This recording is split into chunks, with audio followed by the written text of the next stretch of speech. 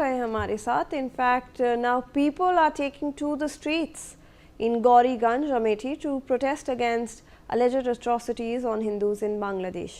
तो रैनिक, हम देख तो रहे थे 2-3 दिनों से कि प्रोटेस्ट हो रहे हैं, बट आज भी गौरीगंज में लोग सामने आए हैं, वो प्रोटेस्ट कर रहे हैं कि जो हिंदूज के खिलाफ जो अट्रॉसिटीज़ हो रही है उसके खिलाफ।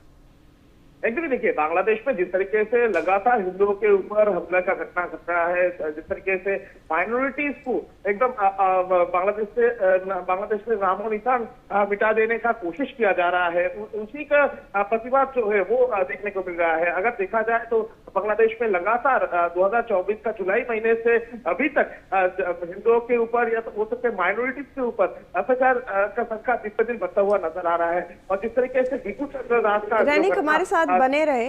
In fact, we have some more inputs on the story. On the Bangladesh crisis, Saddam Hussein, president of the Bangladesh Students League, the student wing of the now banned Bangladesh Awami League, has said, and I quote, "There is a situation of total lawlessness in Bangladesh. The mob is actually ruling Bangladesh. The government is facilitating this in every possible way. Extremists were openly meeting with international terrorist organizations, Pakistan-backed organizations, and those who were previously convicted of heinous attacks." What Usman Hadi's brother said paints a sad but accurate picture of the current situation.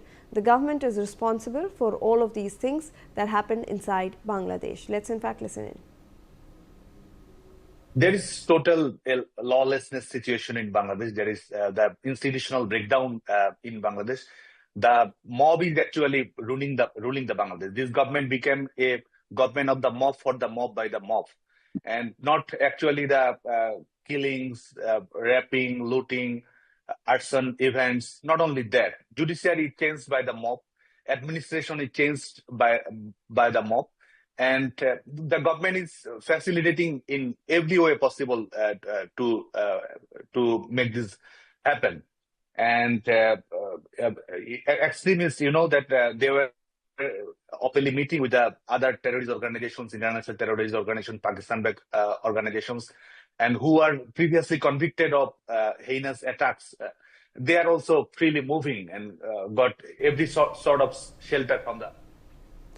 All right, let me go across back to Rainik, who's with us on the broadcast. Rainik, जब हम ये सुनते हैं जो सद्दाम हुसैन है, ये president है students league के बांग्लादेश में, वो कह रहे हैं कि गवर्नमेंट पूरी तरीके से इन्वॉल्व है, इसीलिए ये सब अनरेस्ट हुआ है और वो कोई एक्शन नहीं ले रही है।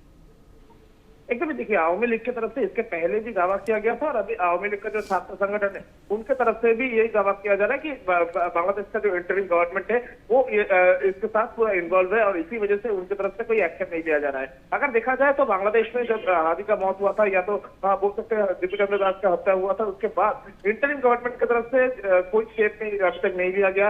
हादी का मौत के पीछे जो लोग शामिल थे उनको अभी तक गिरफ्तार नहीं किया गया और उसके साथ साथ ही मॉब लिंचिंग का घटना में करीब 3 घंटे के बाद पुलिस आने का अभियोग जो है वो सामने आ रहा है। उसके बावजूद भी इंटरिम गवर्नमेंट 2 दिन चुप बैठे थे। 2 दिन बाद 10 लोगों को गिरफ्तार किया गया और ये सब मुद्दे को हथियार करते हुए अभी आवामी लीग का जो छात्र संगठन उनके तरफ से दावा किया जा रहा है कि इसमें इंटरिम गवर्नमेंट का इन्वॉल्वमेंट है, क्योंकि हादी का मौत के बाद उस्मान हादी का जो भाई उमर हादी, उनके तरफ से भी दावा किया गया था कि इंटरिम गवर्नमेंट की तरफ से ये घटना घटाया गया है इलेक्शन को डिले करने के लिए। और अभी आवामी लीग का जो छात्र विंग है उनके तरफ से भी यही बात कहा जा रहा है कि इसमें इंटरिम गवर्नमेंट का इन्वॉल्वमेंट है और इसी वजह से इंटरिम गवर्नमेंट चुप बैठे हैं। तो लगातार इंटरिम गवर्नमेंट के ऊपर प्रेशर जो है वो बढ़ता हुआ नजर आ रहा है, क्योंकि लगातार बांग्लादेश का जो ये अनरेस्ट सिचुएशन है इसको लेकर आरोप जो है वो आवामी लीग हो या उस्मान हादी का परिवार, उनके तरफ से इंटरिम गवर्नमेंट के ऊपर ही दिया जा रहा है।